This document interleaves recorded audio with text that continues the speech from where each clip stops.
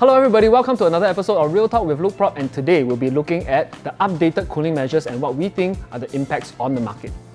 A lot of people have been asking me, right, why haven't I done a video on this updated cooling measures? And the truth is, we wanted to do a little bit more research, do more in-depth analysis before we bring this information to you guys, right? Because we want to be responsible for you as well. So do watch the video all the way to the end, because we will be looking into, in particular, the TDSR cooling measure and also the HDB cooling measure, and discussing how these will actually impact the market. So let's start off with cooling measures that haven't changed yet, but you need to know about. First one is seller stamp duty. Now, if you take a look at this chart, this hasn't changed at all. So seller stamp duty, you still need to be able to keep your property for more than 3 years to make sure that you're not paying any seller stamp duty when eventually you sell the property. So that doesn't change. So the next one we'll be talking about is LTV. So LTV has remained unchanged. You still are able to take up to 75% of bank loan when you're purchasing a property.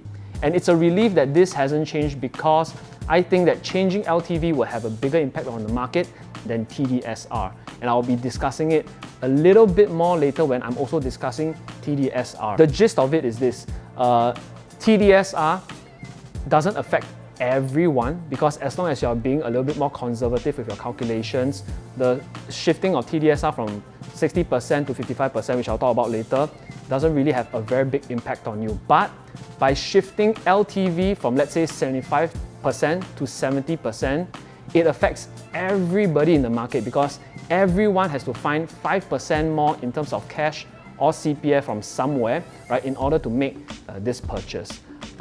But to be honest, the last time LTV was changed was back in 5th July 2018 or 6th July 2018.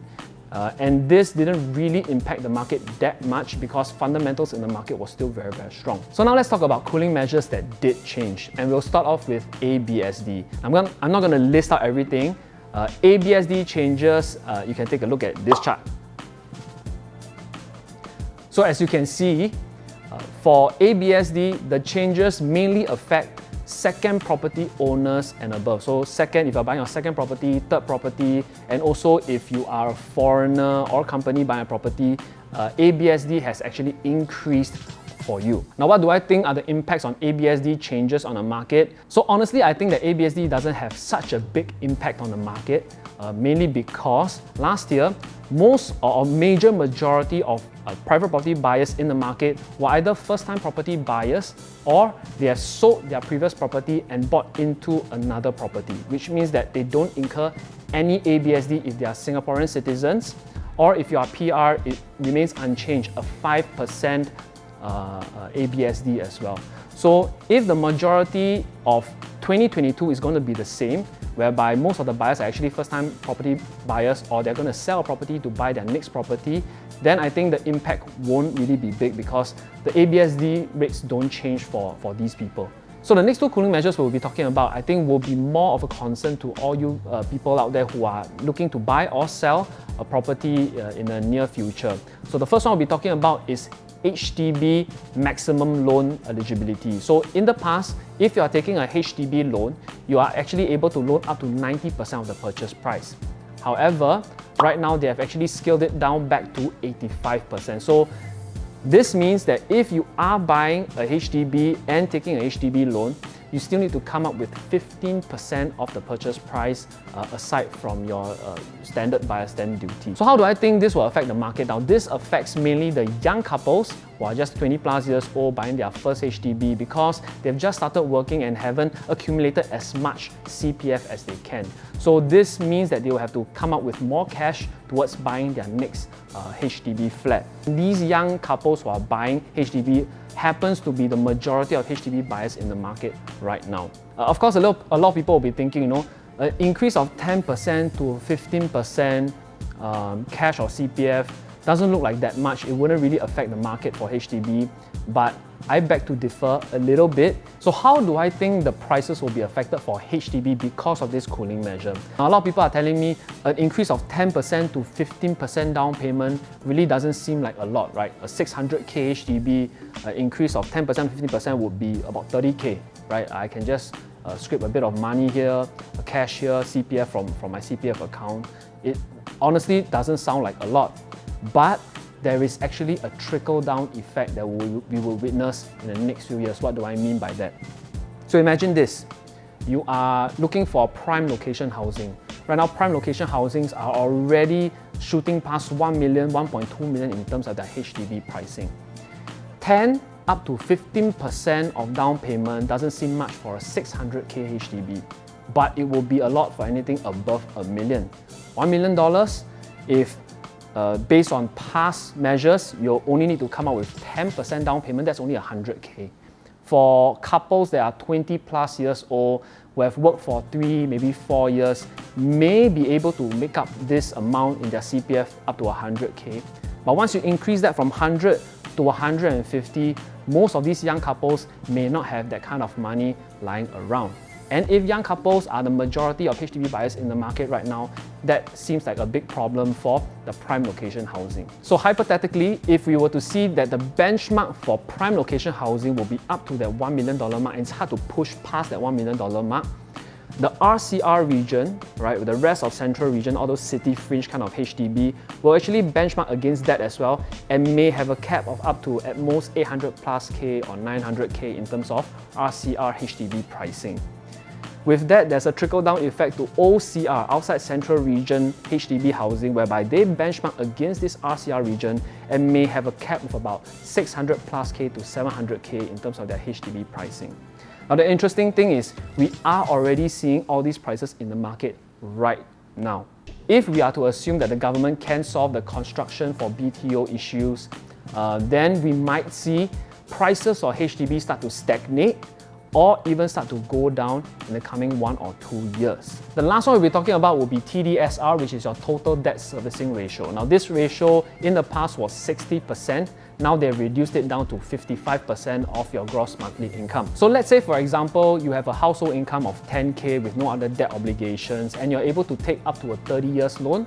Based on a 3.5% loan interest rate, in the past, when it was still 60%, right, you can actually loan up to 1.336 million.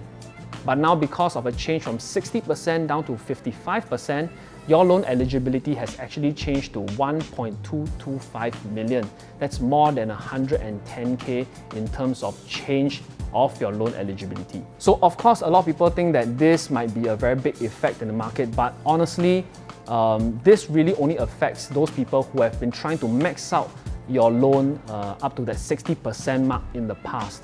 So most of the people in the market right now are more conservative in their calculations. So even if the banker tells you you have up to 1.336 million in terms of your loan eligibility, most Singaporeans will not actually loan up to that amount, and they want to be a little bit more conservative and loan much lesser than that. So if you have been keeping up with conservative calculations, this change in TDSR doesn't really affect you that much. Like I said, we would be more concerned if the change was actually down to the LTV, which is the loan to value ratio, because reducing from 75% down to 70% for the max loan that you're able to get affects everybody in the market, whether you're calculating it conservatively or not. So TDSR changes may not have such a big impact on you or the market, but it may have some impacts when we'll be discussing about this right now. So let's take the previous example, right? A 10K household income can loan up to 30 years loan. Based on a 3.5% loan interest rate, we are looking at a max loan eligibility of 1.336 million. If this is 75% of the purchase price, we are looking at a maximum purchase price of up to 1.79 million. So based on past TDSR 60%, actually 1.79 million, you can also buy a core central region. Let's say if you are looking at a 800 square feet kind of unit within a 2,300 per square feet kind of pricing. So you still can look for a CCR property. Now, because of this change in TDSR down to 55%, this household can now only loan up to 1.225 million. And if this is 75% of the purchase price, this means that their max purchase price is up to 1.63 million. So honestly, in terms of the core central region, there aren't many choices in the market that you can buy below this $1.6+ million budget. which means that this household has to shift their attention now into the RCR or OCR region. Because mainly if you want to find a property inside the RCR or OCR region, even a $1.5 million budget can find you something pretty good inside these regions. So you can see how this reduction in TDSR didn't really affect buyers who are focusing their attention on the RCR or OCR region. In fact, this may drive some of the CCR buyers back down into the RCR or even OCR regions. So if you were to ask my opinion, RCR market might see a reduction in price a little bit, but OCR and RCR properties might see an increase in price a little bit in the next 1 or 2 years. But overall for the market, if you're looking at private properties, it looks very buoyant. There's still very strong fundamentals in the market supporting price increase, although it should be a more gradual increase in price rather than a sharp increase in price. So all these are really my personal opinions and personal analysis on how the market is going to go in the next 1 or 2 years. Do you think I'm right? Do you think I'm wrong? Leave it down in the comment section below and let's have a healthy discussion. So don't forget to like the video, share the video and subscribe to the channel. And this is Louis from LoukProp. See you in the next Real Talk video. Hey, which one should we use for the ending? Don't know. I think this one. Why? Because it's a cooler measure.